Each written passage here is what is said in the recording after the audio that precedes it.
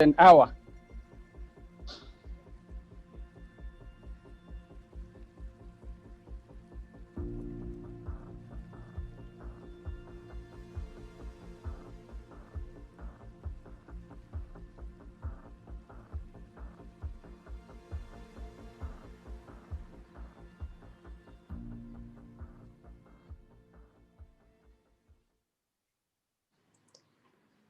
Welcome to the Farming Podcast brought to you by Private Property.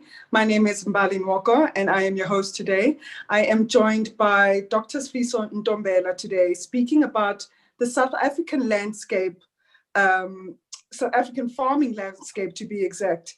Dr. Sifiso is a trade economist at the National Agricultural Marketing Council, and I felt it best to have a discussion with him today because he's someone that's quite well versed in this sector, very respected in the agricultural sector as well, and also a contributor to the Farmers Weekly magazine. So, Dr. Sifiso, thank you for joining us. How are you doing? I'm doing all right, and thank you very much. And good afternoon to you, and good afternoon to your listeners. Likewise, I know you're a very busy person, so thank you for allowing the time to speak to us today. I think just for a point of reference for individuals that don't know you, what is the National Agricultural Marketing Council and what is your role and responsibility within the organization? The National Agricultural Marketing Council is the state-owned entity that is reporting to the Department of Agriculture, Land Reform and Rural Development, which is tasked in providing policy advisory to the Minister of Agriculture, as well as the directly affected groups. And my role within the National Agricultural Marketing Council is I'm employed as the chief economist. Basically, I'm responsible for the economic modeling, research, as well as trade-related policy advisory within the department. Okay, awesome. So in your view, I know agriculture is a very talked about topic and subject, especially today with all these farm murders that are happening in the country, etc. So I think, and also being in lockdown, how has the agricultural sector been affected or impacted by the lockdown in your view? I think when it comes to agriculture, it's a mixed bag of feelings. Broadly, one could easily say agriculture is probably one of the sectors that is less affected in comparison with other economic sectors, because it was a sector that was declared essential services. It was allowed to continue operating. Most of even the operations in the sector were less interrupted as in comparison with other sectors. But if you drill deeper within the sector itself, there are specific industries that were significantly impacted. Whether you're looking at the alcohol-related industries like the wine, barley, which are wine grapes that supplies for wine, and barley, which is in the beer. Because of the alcohol ban, those industries were badly affected. But there are also other industries like the floriculture, because it's a perishable product, that was also impacted in that sense. But majority of them, they were mainly impacted from the demand side because of your tourism that usually procure a lot of product that we produce as an input into the sector. And that had a spillover effect into the agriculture because of the pricing across the range of product was significantly impacted. So there was no demand input. And then there were just some isolated cases like fresh produce not operating in the animal industry. Auctions were impacted. So those were sort of, I could say, minor to moderate interruption that have happened. But it is safe to say, because of regulations, the sector in its aggregate form, it was relatively well insulated and they was able to provide food. Okay, thank you for those insights. You mentioned that the National Agricultural Marketing Council also advised Parliament on certain agricultural issues. And considering that we are still in lockdown, we are still facing and experiencing a global pandemic, you've highlighted a few sectors within the agricultural industry that have been impacted or not impacted. As an organization, as an entity, the NAMC, what are some of the interventions that you are advising the policymakers right now to obviously ensure the longevity of the agricultural sector, especially those that have been affected? You mentioned the barley, the horticultural sector from a demand perspective. So what are some of the interventions that you are advising on those that are in policy making right now for the longevity of the sector going forward, without obviously disclosing any important things that you can't release or discuss right now? Because the reason why I'm asking this is that because we want to know as farmers, in terms of how the sector is going to be supported going forward post COVID-19. Well, it's interesting, but that you said it, and we are all eagerly waiting for the president this afternoon to tell us what is the recovery plan for the country going forward. And we're most certainly sure that agriculture is one of those sectors that will feature predominantly in the president's plan. But I think coming back to that, one of the policy advisory that we constantly tried to share with the policymakers is that in the short term, you've got to be able to provide those specific support into whether it's commercial farming sector, because agriculture sector, the biggest problem is that it's a dualistic in nature. So even the design, the support that your large commercial guys will need is in some part different from your smallholder farmers or your subsistence farmers that they will need. So it's always important to strike the balance between the two. So if you allow me to just basically dive into that, is that in the near term, what is important is to how to provide, particularly around the financial relief into your commercial guys that has been impacted significantly in terms of their income operation.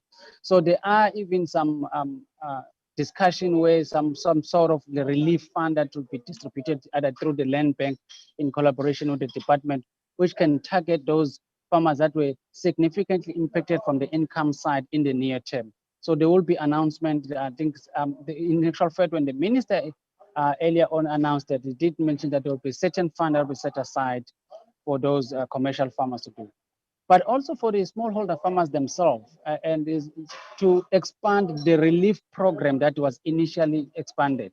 Because you'll see that the relief program also had certain exclusion criteria that tend to exclude other farmers that were not supported.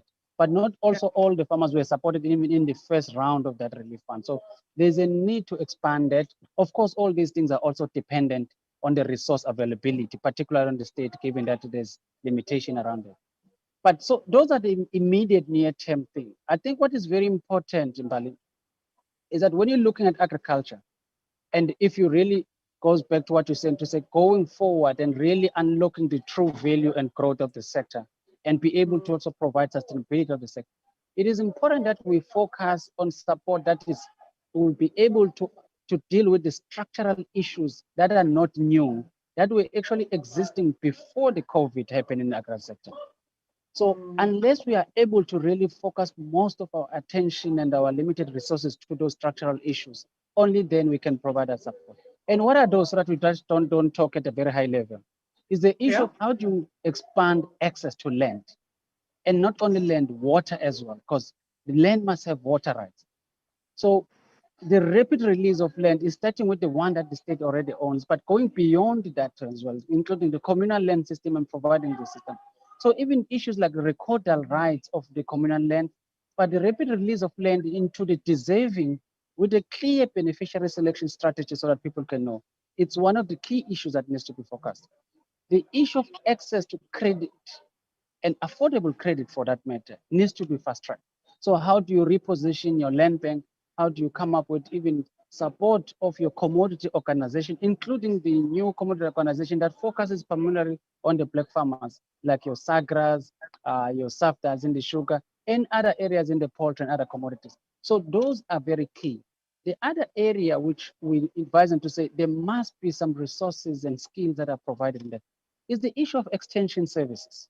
Is the issue of research and development so that you can able to access into those services, but also the issue of markets, setting up market, even market of take agreement and assisting them, even all the farmers to even access your institutional market using your state procurement as a lever to aggregate that market for them.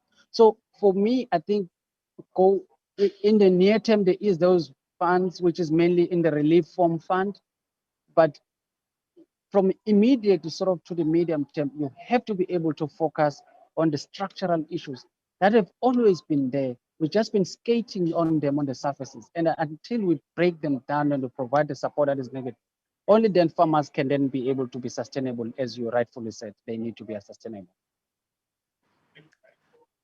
I agree with you, and just before I proceed to respond to that, is just to encourage anybody, the audience watching, that this is a live recording, so feel free to ask any questions and please be part of the conversation. Dr. Sifiso, in what you said, I completely agree. As a farmer myself, I think it's not enough to just provide farmers land, but there's so many other structural issues along the value chain that a lot of farmers need assistance with. I mean, you see a number of other sectors are being supported in a great deal. And indeed, before lockdown, farmers still had many problems of land accessibility, the length or the time it takes to really transition their farms into a farm that is fully operational with water rights. That just takes time, the applications and the process thereof, market access, the linkages, infrastructure, logistics. We're looking at our power supply at the moment, which is in, which is not stable, which is affecting a lot of agricultural production as well. So yeah, there's so many other factors and dynamics that are really, posing a threat to the industry over and above climate change. So I'm glad that still these fundamental issues are still a topic of discussion. I think much intervention still needs to be done. Whether this was before the global pandemic or post-COVID, I think it's really a priority aspect. And I know with the many farmers that have inherited land or being redistributed land from the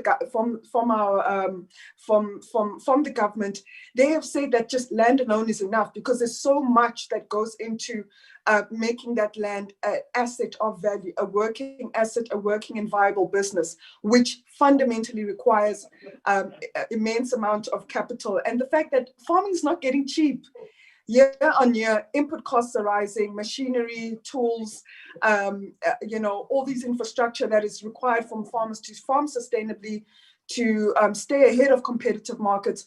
All those interventions don't come cheap. So yeah, land alone is not enough. But I just want to say, with a lot of talk now being in the space of COVID-19 and businesses saying what is the new normal post-lockdown, post-COVID, and a lot of companies are trying to deploy many interventions to ensure that they're still in business, tomorrow. What advice would you give to the farmers that they should implement, or what intervention should farmers implement, given the fact that we still got a long way to go with all these other aspects that are hindering a number of farmers' successes? But from your perspective, what interventions do you think that farmers should adopt within their farming operations post the pandemic to ensure that their businesses are sustainable in the future? One of the things which we're seeing, and what will likely be the new normal, is that the traditional production means of doing things in agriculture will not necessarily sustain any farmer on the farm. So so from the consumer perspective, you're seeing that more consumers want to have a knowledge of how the product is being produced. So your ethical trading systems, your compliance into your technical barriers to trade, like how you manage your climate, how you manage your environment. So those things are more and more becoming important as part of the features and the branding of the product, so that it can appeal into the market.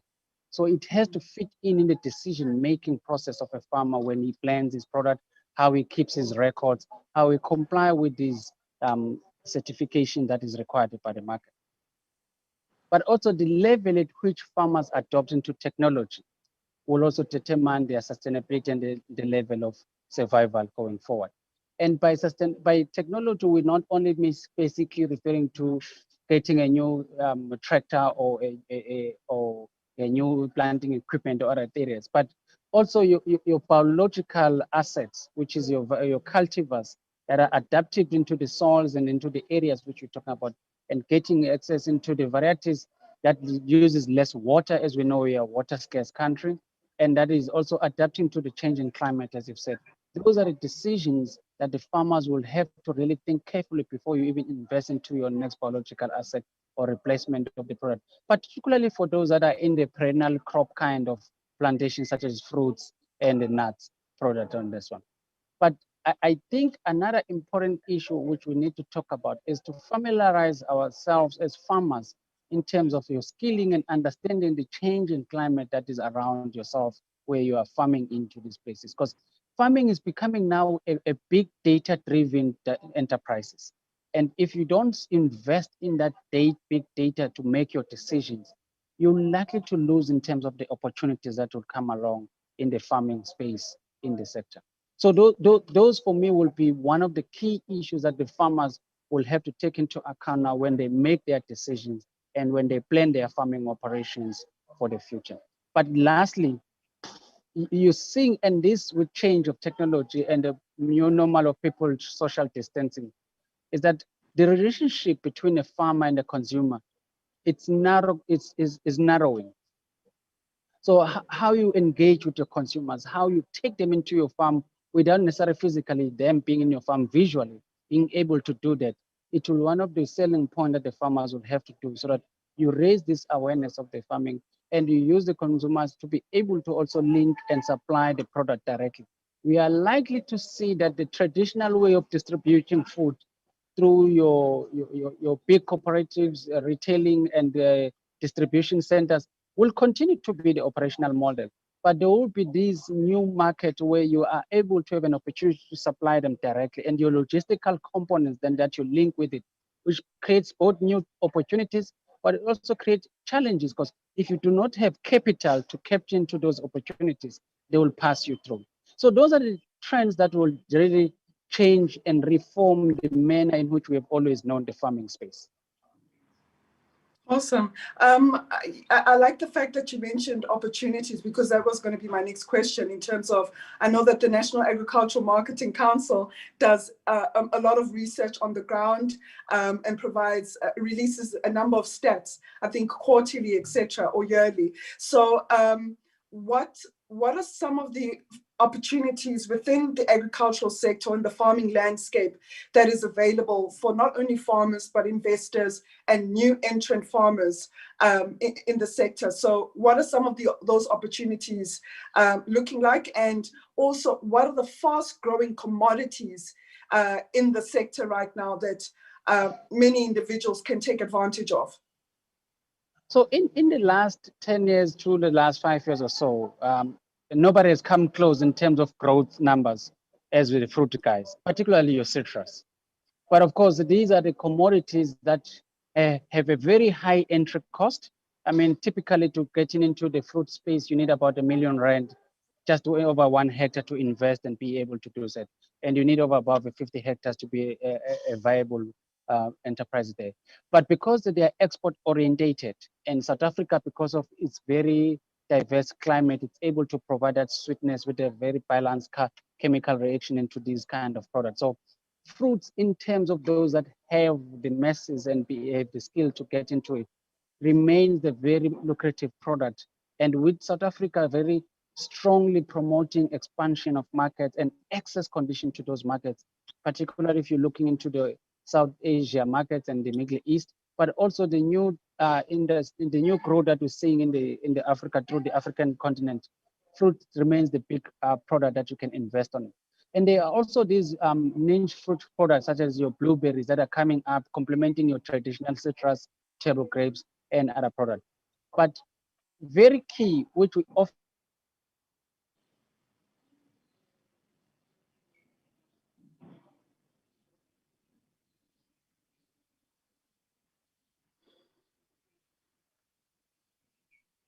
Hi, Dr. Sifiso, can you hear me?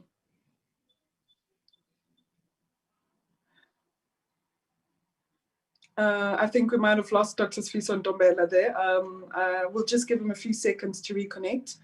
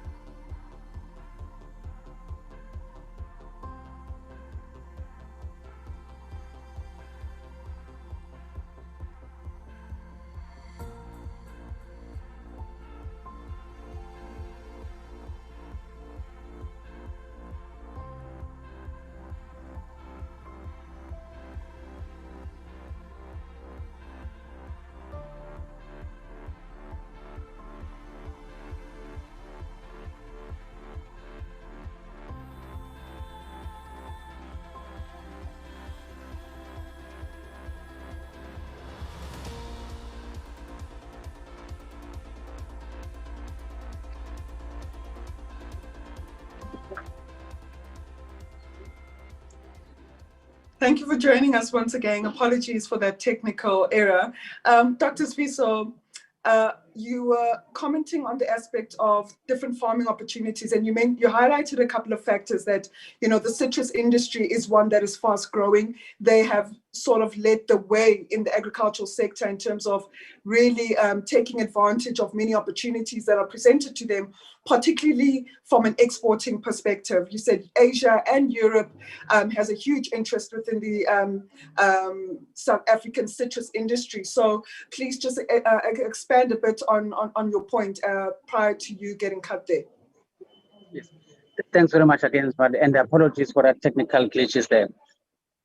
Yes, I was explaining that in terms of the export, those products still remain your biggest opportunity, but also in terms of your nuts, such as your macadamia nuts and as well as pecan nuts, particularly in your also areas that in the Eastern Cape and part of KwaZulu-Natal and part of Mpumalanga, those farmers can tap into those markets.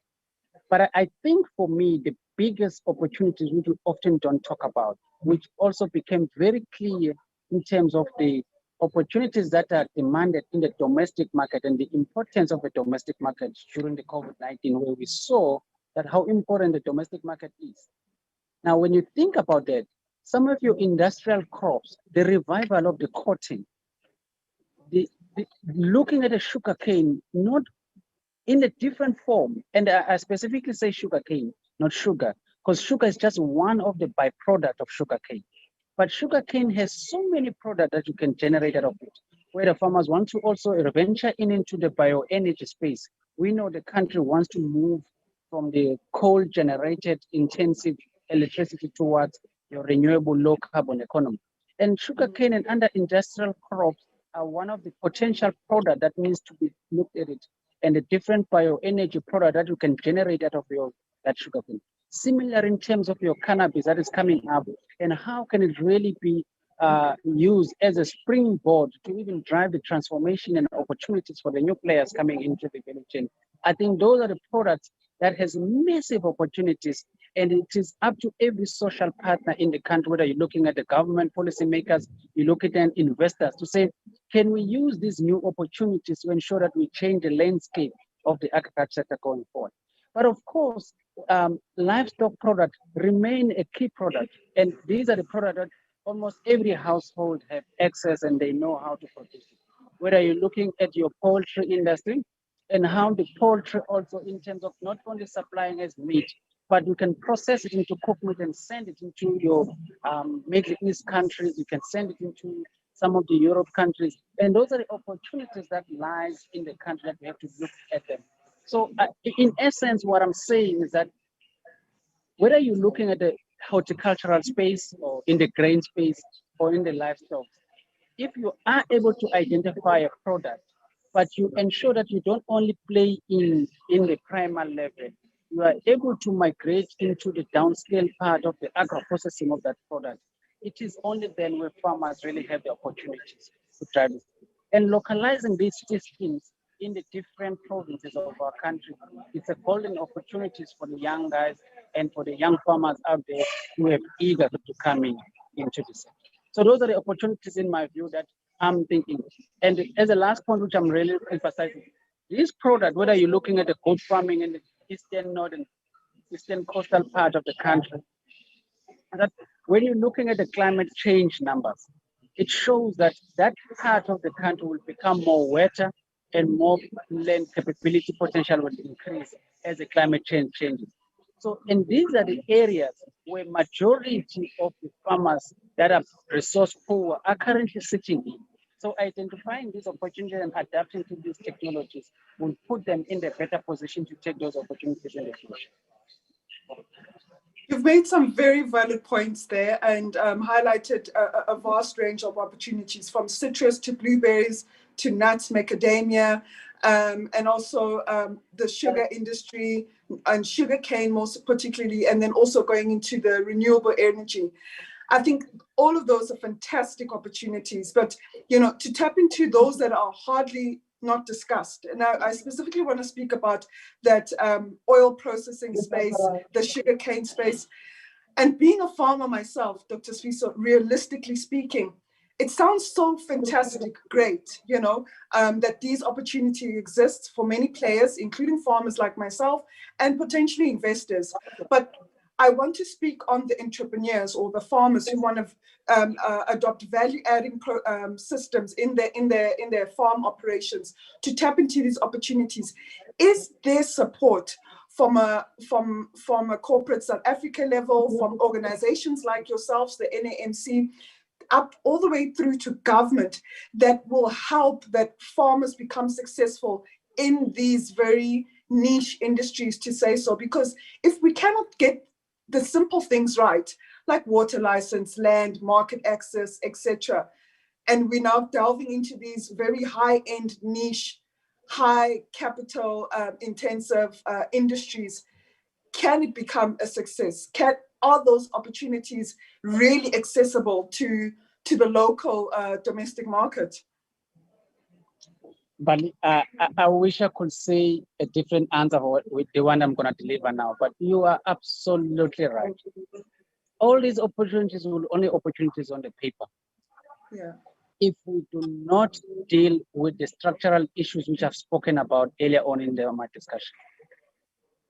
And unless we are able to revive the capacity of the institution that is able to generate this knowledge and disseminate it into farmers, it will just be an unrealistic opportunity. And especially, maybe let's qualify it, it's an unrealistic opportunity for the majority of the farmers. But it will still be an opportunity that can be grabbed by those that are resource rich and that have access to acquire this information through private means. And that's not a sustainable way of growing the country if we were to do that. Because you want to make sure that opportunities are accessible to a broad range of farmers and entrepreneurs in the sector.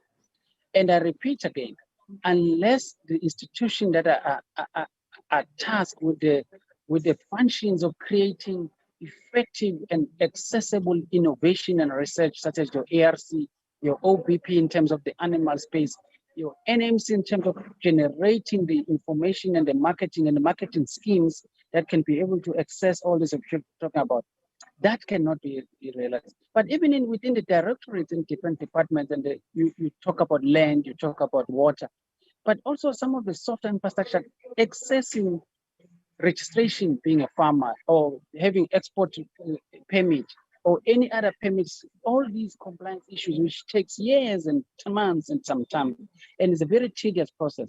All those needs to be done indifferently.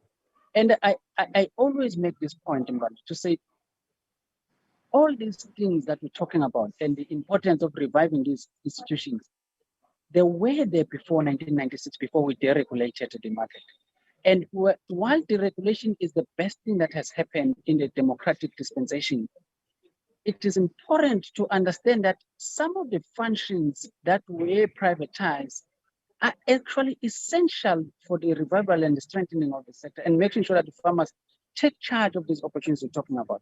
But we must also make sure that some of the assumptions in designing some of the programs were not necessarily taken into account the ground realities that are faced by a farmer like yourself on the ground. So some of these programs are designed with the understanding that is not in reality in check and in sync with what the farmers face on the ground. A simple thing such as understanding that if you release a program, majority of the farmers don't even have access to internet, don't even have access to computers. So some of these programs requires a very strong and tedious qualification criteria, which basically on its own exclude most of the farmers we're talking about. Even issues of the banking, where you're saying that the farmer must have 5 years of experience of credible strength in terms of the balance sheet, which majority don't have them.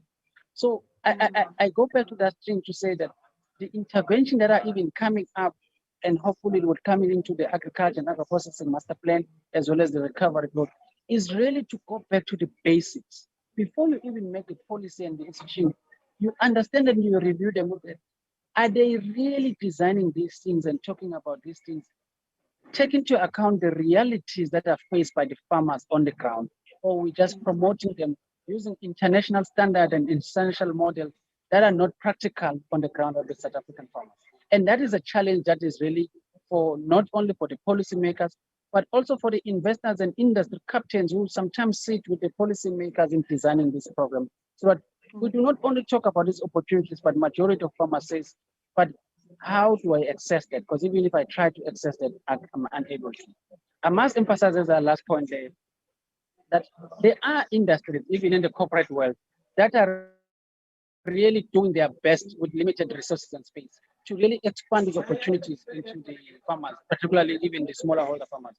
You do have even big cooperatives that have your supplier development program that are designed to encourage the participation into the value chain. But in their nature, they are very ad hoc, they are very unilateral, and they will not have a bigger impact. And we're saying the bigger impact is to review the structural issues first. Then the projects and the opportunities become accessible by every farmer on the ground. Wow, thank you, Dr. Sifiso. I think you've said a mouthful there. Yeah, I think some of the points that you've mentioned can definitely be expanded much further in greater detail. And I really commend you guys for the work that you're doing on the ground, and even from a higher level, from a strategic point of view, in trying to advise Parliament, those in policy making decisions, to really look at things holistically and not from a one-sided approach, from an association point of view or from a government point of view, but also collaborate and get inputs and insights from farmers, because everything that you've raised and everything that we've discussed today really touches the farmer at heart. There's fantastic opportunities that exist within the South African agricultural sector, but entrepreneurs, farmers, investors can't access them because of certain glitches in or certain factors that hinder us in the market to fully tap into that spaces. And also it provides a gap, you know, so that those that have surplus funds can tap into those opportunities, but then those that really can't afford to invest or improve their farming operations to such value adding strategies, then we're left behind. So therefore, it's creating a further gap in the market for those that can afford and those that can't. And so I think going back to the initial point you raised, is that from an agricultural landscape, especially in South Africa, yes, we might be a strong, well-established industry in South Africa as opposed to the other African markets. However, there's still a long way to go to ensure transformation, inclusivity of different farmers at different levels and different sizes of their farms. And also, we still need to tackle issues like land, water, market access, most importantly, also extension services so that we could grow. Having said that, and just to sum up our conversation, are there any final words that you would like to leave us with today? Mbali, I'm not sure what's happening on my screen. It's like it's expanding your face. my really last words, and is a serious point to ponder about. For the very longest time in South Africa, we've been very much driven by this concept to say the smallholder farmers needs to be commercialized so that they can become really big industrialized farmers. And I think in the manner in which we think about the agri sector, the manner in which we think about our policies, the manner in which we think about our programs, the manner in which these institutions also design their financing solution and support to farmers, has to recognize that you can be able to have a coexistence of your commercial, of your large, big industrialized farmers, as well as your small holder farmers, both that are black and white, or any other racial in terms of your smallholder farmers, that can coexist. And the support and the design for the two groups are completely different. And in South Africa, I'm of the strong view that we need both. As long as both the smallholder farmer and the commercial farmer is adapting the principle of competitive farming on market-driven business planning, as well as environmental friendly and ethical and sustaining the environment, we are able to move forward. And there is a need to seriously relook at our policy formulation processes. We relook at our institutions that are tasked with those policies, and as well as all these other partnerships that we promote, because certainly private-public partnership is the model that can work. but we have to be able to say those private-public partnerships are not exploitational in nature and they benefit everyone. And for me, that is a way to say my last point is that South Africa need both large and smallholder farmers, and that symbiosis model can really work. But we need to be able to make it clear that the support measures given for the two groups are totally different, so that it takes into the realities that they face on the day. And up until we admit that reality and start working to that place, only then all these opportunities we're talking about will be a reality for everyone. And it's only then we are able to deal with food security. I thank you very much for your time. Thank you, Dr. Sifiso Ntombela. Thank you for giving us your time today, and I really appreciate it. Thank you. Thank you very much. I had fun.